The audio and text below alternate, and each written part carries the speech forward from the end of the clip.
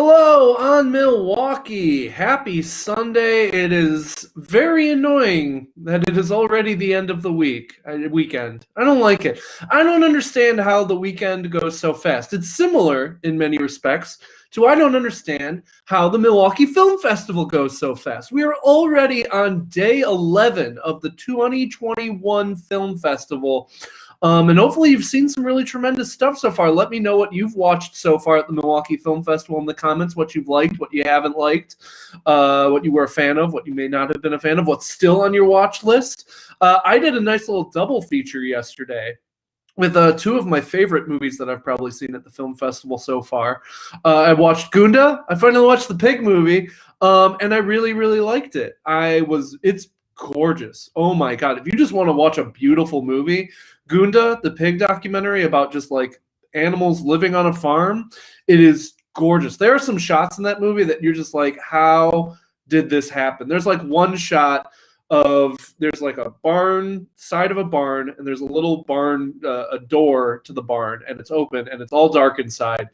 And at one point, the star of the show, the pig mom, like walks into the frame of the doorway, and the sun is shining behind the pig. So all you see is this perfect silhouette of the pig's face in this darkness. It is gorgeous. It is like, basically, there was a part in the movie where I paused the film just at a random point. I just paused it just to like grab a drink or something like that.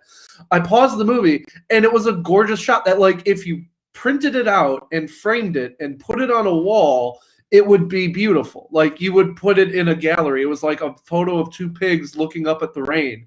And it's gorgeous. The movie as a whole is utterly gorgeous, and it tells a really lovely story about farm life. And it is a movie. It moves at its own pace. It is definitely a paced movie, and it's not about anything. There's not really a plot to the film, but even though there's no like action and no like plot to follow, it's the kind of movie that you're like constantly sitting up watching the movie because you're just so fascinated and you just want to get all the details and read into all of these animals' faces and read into all of the behaviors. You just like get lost falling into the movie and really wanting to get as much out of it as possible. So I really highly recommend Goonda. It was one of the movies I was most looking forward to at the film festival, and it totally paid off. It was really, really wonderful.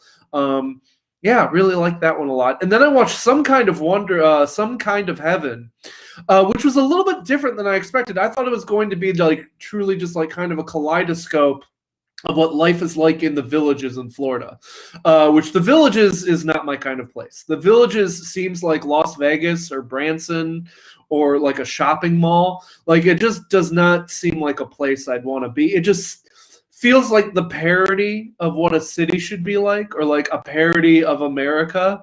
And I kind of expected the documentary to just kind of be a kaleidoscope of portraits of the weirdness and people's lives in this, community. And it ends up being something a lot more thoughtful and a lot more empathetic. It's not really pointing and laughing as much as you kind of expect it to, but instead it's very human.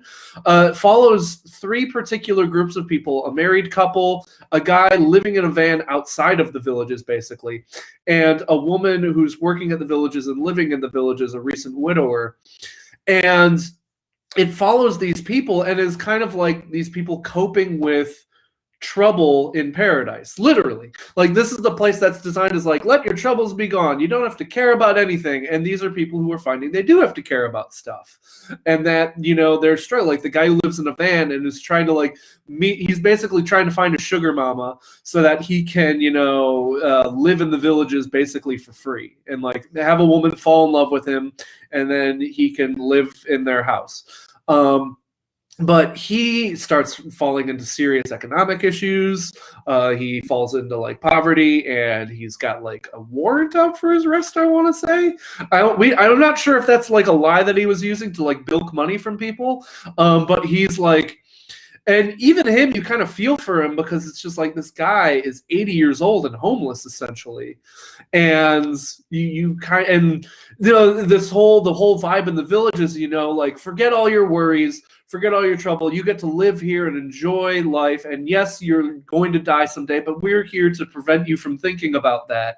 And he can't not think about that. And, you know, you've got this married couple where the husband is like addicted to drugs, and maybe he's, you know, he's got a drug problem to like escape thinking about life. And he's like having this, he's kind of like the diseased version of the Village's mindset of like, you can do anything here. It's a free kingdom. And he's just like, yeah, I'm going to get baked. And it's great.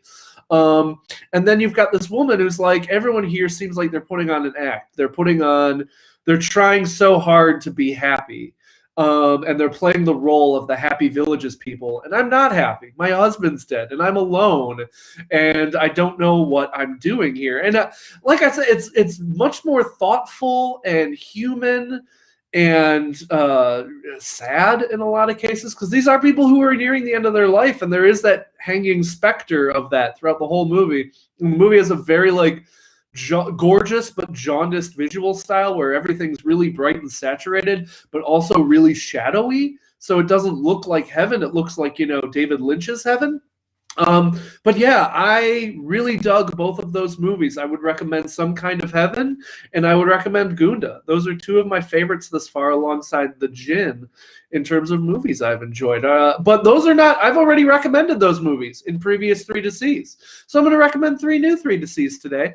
One of them called Days, which if you're looking for a movie to make your weekend, like to extend your weekend a little bit, try out Days. It is a part of this world called slow cinema.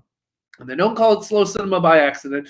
It's this world of slow cinema where it's very realistic and it's very, you know, not a lot of edits, not particularly a lot of plot. It is following characters in their everyday life and in their everyday, you know, kind of situations.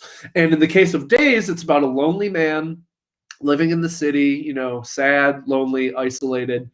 And he meets a stranger, and the two of them have a connection, and then they go about their days. And it looks gorgeous. You watch the trailer, and even though it is, you know, realistic and paced and not about, you know, story per se as much as atmosphere and mood, but you watch the trailer and it's gorgeous still. Like you just watch the realistically so, not like, you know, not like Some Kind of Heaven where it's very stylized. But yeah, Days looks really, really interesting and wonderful. And if you can get on it's not going to be for everybody. If you're a fan of movies with more story and plot, that would be more of your bag than, say, Days, which is about, you know, atmosphere and vibe and mood and kind of immersing yourself into everyday life and capturing that on screen. If you're into that kind of stuff, if all these words I've been saying sound interesting to you, and what little story there is sounds interesting to you, then you should check out Days. It's on my to-do list. It's one of the movies I've been excited about. So there you've got Days. You've got M.C. Escher, Journey to Infinity. I'm a big fan of Escher. I think his paintings are awesome and gorgeous and fascinating to look at. You just kind of get lost looking in these paintings of, he's the guy who does like the infinite stairwells and like these super kind of mathematical infinite designs. And he's the kind of guy that you think of when you have the mirror in front of a mirror. So it's just like mirrors to infinity. He creates those paintings, and this is a look at his life and his work and his inspiration. And best of all, it comes narrated by Stephen Fry. And I don't know if you know who Stephen Fry is. He's got a really broken nose, British actor, kind of a longish face, but he has one of the best voices in history. Like, he's just got this very smooth British voice that's just like, oh, you just want to bathe in it. It's just oral candy. So oral candy. Yeah, I'm a big fan of his and his voice, and he's narrating this movie, and I like Escher, so I'm going to be definitely checking out Escher, MC Escher. And it's funny his name's MC Escher because it always sounds like he's like a DJ or something like that. Like, I always feel like it's going to be like MC Escher opening for 24K Golden or something like that. But that's a joke for me and exclusively me. But yeah, so MC Escher, Journey into Affinity is my second pick. And then my number 3 pick is another documentary called Once Upon a Time in Venezuela, which sounds like it's a fairy tale story, but it is very much not a fairy tale story. It is the story of a small Venezuelan floating village that's living on the water. And their city and their village is almost literally vanishing off the face of the earth, partly because of sedimentation. You've got all the sediment bringing in, land, bringing in the salt, like ruining the water and bringing in mosquitoes and kind of killing animals and fish. And so like their city's kind of dying while at the same time, and people are moving out. And while at the same time, you've got these conflicts inside the population of the city, because even in a small floating city like this, there's still political debate about, Venezuelan leaders. Some people liked past leaders, some people don't like past leaders. It's kind of a fascinating kind of portrait of this city literally on the edge. And it looks really fascinating. It reminds me a little bit, I don't know if you remember this documentary from a few years back at the Milwaukee Film Festival called Unknown. Where I think it was about like a Louisiana or Mississippi town that was literally falling into the water, that like water levels were rising and this place was about to get wiped off. And the kind of people still living in this nowhere of a town called Uncertain. I believe the name of the city was Uncertain. But like these kind of, people that humanity has lost living in this town that the map is losing. So I thought that was a really fascinating documentary, and I think this one's really interesting, combining, like the everyday kind of mundane troubles that these people are having in their city and in their village, combined with, oh, by the way, like we might not be able to live here anymore. Like this may not be a sustainable part of the world to live in anymore. So I think that's a really fascinating juxtaposition, if I may use the fancy word. So those are my 3 to see for today. Once Upon a Time in Venezuela, Days, and MC Escher, Journey to Infinity. Hopefully you've been watching a lot of really incredible stuff as well. It's been a really, really tremendous film festival so far. I haven't watched anything I've disliked yet. Normally there's like one movie at the film festival and I'm like stinky poo-poo, but I have not seen that yet. I think the worst movie that I've seen at the film festival thus far has been maybe The Pink Cloud. And even that one is not a failure per se. It's very slow. That's the one about, the couple who ends up stuck living together during this like sci-fi pink cloud virus. It was made before COVID, which is insane. And I feel bad for the movie because it does have this like, the movie didn't have the reality that we have now seen. So they're trying to do this like high concept premise that now is no longer high concept. It was just our lives.